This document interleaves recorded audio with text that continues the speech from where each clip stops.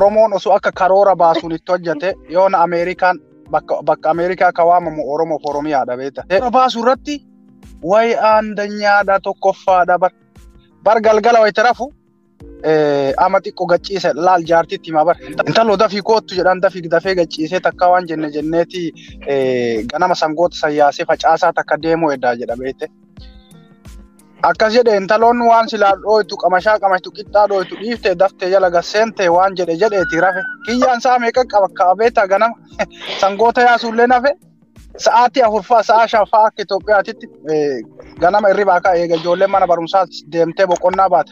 Maal taatarree abbaa ka maal jenna maa waafee galgala duuda kana na butuchee bar walitti na akkanuma amma bassaan biyya Arabaa irraa galtee naannoo san lallaaltee ganda keessa olii gad deddeemtee kiyooksiin takkallee hin jirtu suuqiin tokkollee hin jiru namni saamunaa bitachuuf kibriita bitachuuf yookaan sooqidda bitachuuf kiiloomeetira 12 deemee bitata. Bassaan amma maal yaaddi? Okay. Ganda kanatti kiyooksii yoo bane na baasa jetti. Bassaan kiyooksii bantee gaafa 7-4 namni mana sanitti yaa'ee namni barate. Nama 12tu bana suuqii bakka sanitti. Indee maal mucattiin kunoo kalama biyya Arabaatii dhuftee kunoo akka ajaa'ibaa kanatti dalagataa artiimi ati hudduu bantee raftaidha qaata kaasee ilma ofii irriba. Achumaa sitti as garagalchee bana laal. Jechuun kama sirraa bitaa turetu bar duraan ollaan hundi bassaa irraa bita. Amma gama kanatti Abdullaan bane. Ollaa san jiru Abdullaafillee bassaafillee walqixa. Bassaa bira dhaqee yoo bite Abdullaan hin komata. Abdullaa bira yoo dhaqe bassaan hin komata. Ollaan maal godha? Isin lachuu dhiisee kiiloomeetira 12 ofii san deemuu ta'e galacha. Isin lachuu irraa bitu nagaa barbaada kaa ganda sanitti. Ani fakkeenya sii fudhaa. Anaa gaafa ijoollee ganda keenya keessatti qotee bulaa 800tu jira. Qotee bulaa 800 kana keessatti lafa daqiiqaa 28 deemneeti suuqaa waa bitanna. Magaalaa dhahin acha daqiiqaa 28 deemnee magaalaa dhahin. Suuqiin hin jiru. Anaa kutaa jaabaratu qooye jedhe amma bakka kanatti osoo suuqii banee faayidaa qaba jedhe. Okay. Luukii 8 bitee qorqorroo dhahee kiyooksii ajaa'ibaa tana bane. Gaafa an kiyooksii banee baatii 4 kiyooksii 7tu baname ganda keenya keessatti. Ijoolleen achi wal geettee kaartaa taphatti ijoollee achitti shaayii danfisee shaayii obaasaa ijoollee shaayii sumuunaan irraa bitanii mallaqa godhadhe beekta. Gaafa baatii 4 an dalage baatii 4 keessatti an mallaqa godhadhe. Wayita ani gaariin kaartoona kana saamunaa fe'ee maal godhee dhufuun argan. Gaafa baatii 4 kiyooksii 6-7tu achi dhaabate.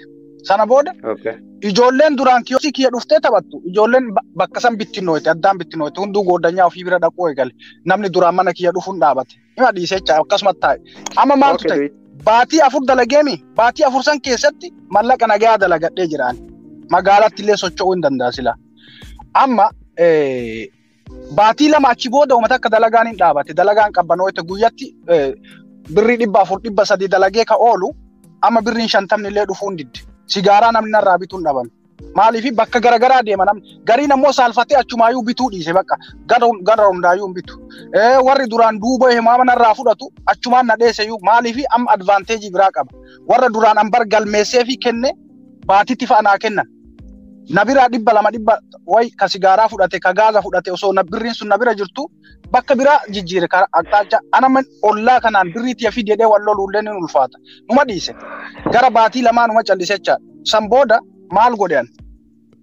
Waan ajaa'ibaa si himaa jira beektaa hisdii nama kennaa namni kenna akka hisdii qabu. Sana booda kiyooksii akkasuma cufee osoo meeshaan keessa jiru kaameeraa bite. Kaameeraamaaniin hin jiru ganda keenya keessa. Kaameeraa bitee bakka cidhaa, bakka sargii, bakka affeerraan garagaraa jiru mana barnootaa keessa iskuularra olii gadi deemee ijoollee suuraa kaasee shaqqaluu eegale. Fotoon tokkochi birrii 5.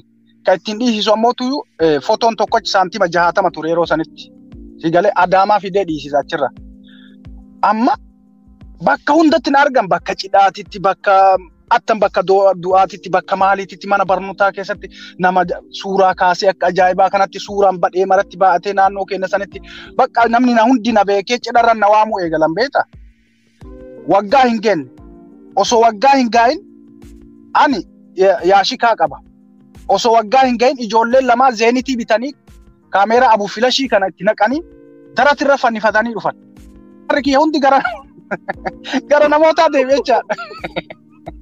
Amma taa'ee itti yaaduu eegale. Si ani Dalagaa namaa bana namni argaa dalagaatii irra dhufu anammoo faayidaan kiyya maayini okay sammaraa hin dhiise malee kaameeraa kiyyallee manuma deebisee kiyooksii tiyallee manuma deebisee ittuma dhiise barumsa kiyya deebi'ee adabadhee barachuu eegale kiyooksiin sun martuu gaddeemtee kiyooksiin namti meeshaa keessaa gurguruu dhiiseetuma dhumarratti namni cufeetu qonna badhee oola sii galee namni ammoo dhufee balbala siin oolu galgala qofa itti qonnaa galamannoo godhan duraan guyyaa guutuu banee achi taa'a.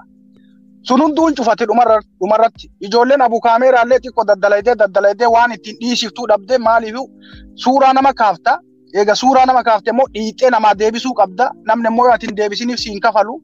Qofaati kaameeraadhuma sana qofittidha sammuun kan kee gara viidiyootti akkamitti ol guddisuu sammuun jedhu hin jiru.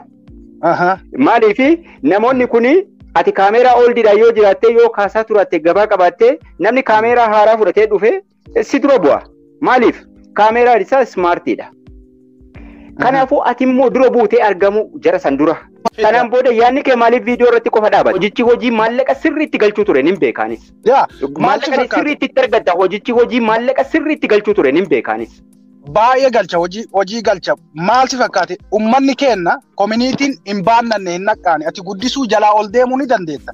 Fakkeenyaaf suuraa tokko birrii 5 kaafta.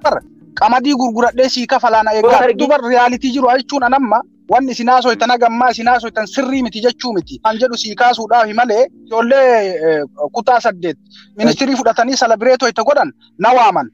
Suuraa 360 kaase suuraa 360 keessa birriin kanaa kafalamu ka suuraa 160 qofaati.